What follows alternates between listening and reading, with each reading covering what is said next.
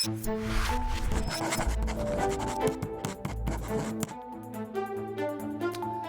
more than 20 years and for more elections than I care to count, on election eve, I normally share with you my endorsements. Tonight, I don't really see the point. If you've watched this program even once the past 4 years, you by now know that I view Donald Trump to be the most un-American, ill-equipped, uninformed, and divisive individual that I've encountered in my lifetime. His daily assaults on reason and basic decency, coupled with a record that confirms that he's not only incompetent, but a real genuine threat to our basic democracy. If I have to explain why I don't want 4 more years of this hustler, I'm pretty sure at this point nothing I can say or do will change your mind. No. Instead of condemning a man with no shame, I'd like to point out how his destruction of norms has become so commonplace. Now, we've all but accepted the fact that he's going to try to cheat and he's going to use the government if he can get away with it. Tomorrow night, I fully believe the president will use the White House, the people's house, to prematurely call himself the winner before tens of millions of American votes will be counted. He, of course, does not have the authority to certify an election, but he knows the more absentee ballots get tabulated, the worse the math gets for him. So, knowing for months he was a prohibitive underdog, he decided to use our postal service, by the way, funded with our tax dollars, to slow down the mailing and the return of ballots and to inexplicably remove sorting machines from those post offices. He's sending officials from our Department of Justice to overwhelmingly Democratic-leaning polling locations to check for voting integrity. Magically, DOJ, they're not sending these folks to red states. The president, who has already said that even though he is trailing Biden by double digits in several national polls, he would only lose if there is cheating on the other side. The only way we're going to lose this election is if the election is rigged. Remember that. The Democrats are trying to rig this election because it's the only way they're going to win. Translation, heads I win, tails you lose.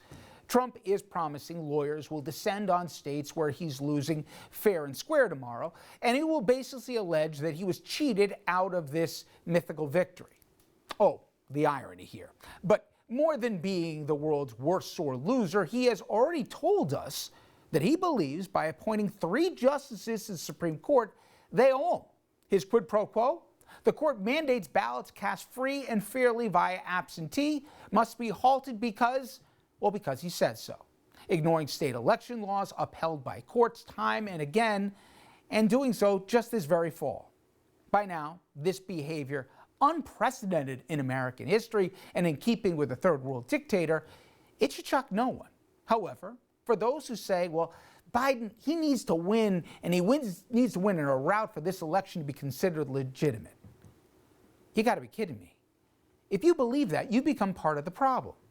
For us to accept as a nation that anyone, especially this impeached super-spreading buffoon, can use our courts, our Justice Department, and even our post office as personal political tools to decide an election is almost as frightening as the idea of 4 more years under Trump rule. In America, the last time I checked, we the people get to decide who we vote for.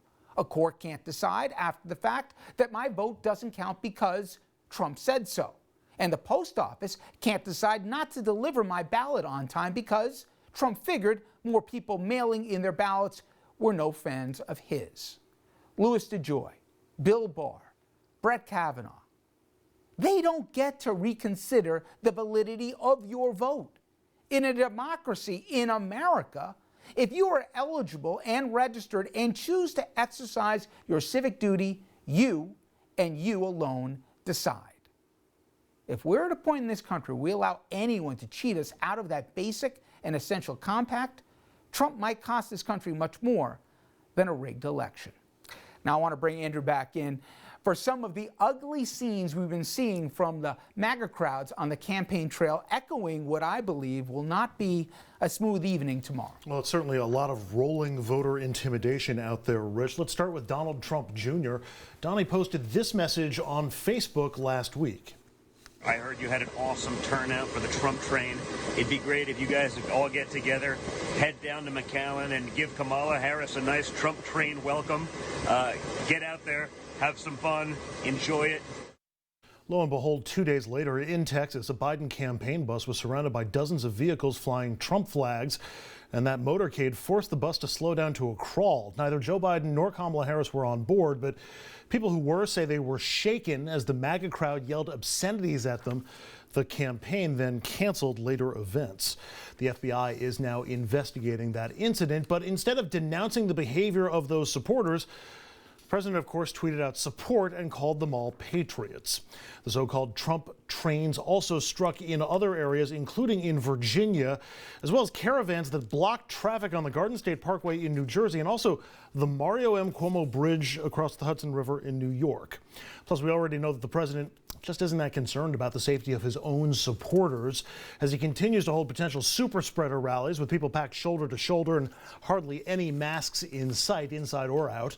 Plus, for a third time in a week, people who were bused to a Trump rally were left stranded when they weren't picked up when it was done.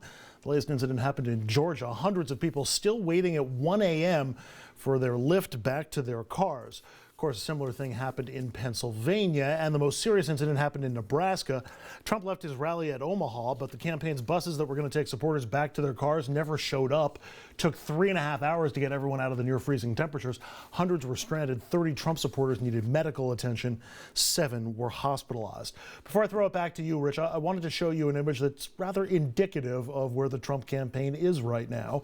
At a rally in North Carolina, the scaffolding that was holding up a giant American flag collapsed, taking Old Glory down with it. How's that for an image worth 1,000 words? Rich, back to you. I'm glad we did it sequentially because this was not some organic thing.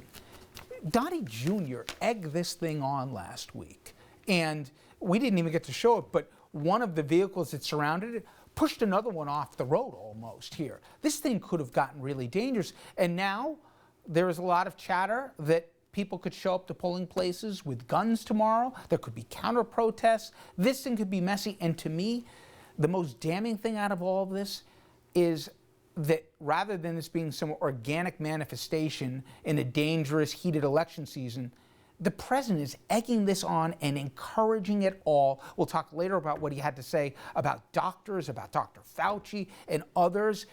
I said divisive at the top of this segment, Andrew. It doesn't do justice how dangerous and how volatile what he is playing with in a power keg. You're absolutely right, Rich. First of all, this doesn't strike me as the kind of behavior that a winning campaign does.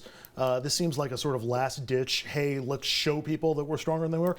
But when I saw the video of those Trump trucks all but running off the Biden bus off the road in Texas, I thought of the events in Portland from a couple of months ago where Trump supporting pickup trucks drove into the protest zones in downtown Portland, specifically picking fights. Things got violent. One of the Trump supporters was killed. And then the Trump campaign tried to use that as another example of violent leftist protests. It's not. It's when you're sending people into a volatile situation with the intention of stirring things up, bad things usually happen. And I got to say this much. I'm glad the FBI is looking into the incident. Law enforcement, I mean, I feel for you guys. You got a lot on your plate right now. But for us to be surprised at all for issues that might arise tomorrow, because people feel, I mean, the Trump campaign all but deputized people to take it upon themselves to go armed to polling places and to police the polling places. And there will be, I don't want to say blood on the hands because I hope we never get to that, but God forbid there's tragedies. No one can turn around later and say, how could this have happened? This has been fomented, Andrew, and I find it, I said before, un-American. I find it so offensive that we're playing with people's lives, not just emotions. I've never seen that from any campaign. I don't care if it's for dog catcher, let alone for president. And I'm waiting for more people to condemn this, and I'm still waiting. Well, and in our region, my areas of greatest concern tomorrow are in Philadelphia as well as in Houston and Dallas. And people who are online to vote should just have their cell phones with them. Don't be afraid to call police if they feel like they're being intimidated or they feel like somebody's armed and or otherwise disturbing the process. And do not let them, if you can, sway you from voting.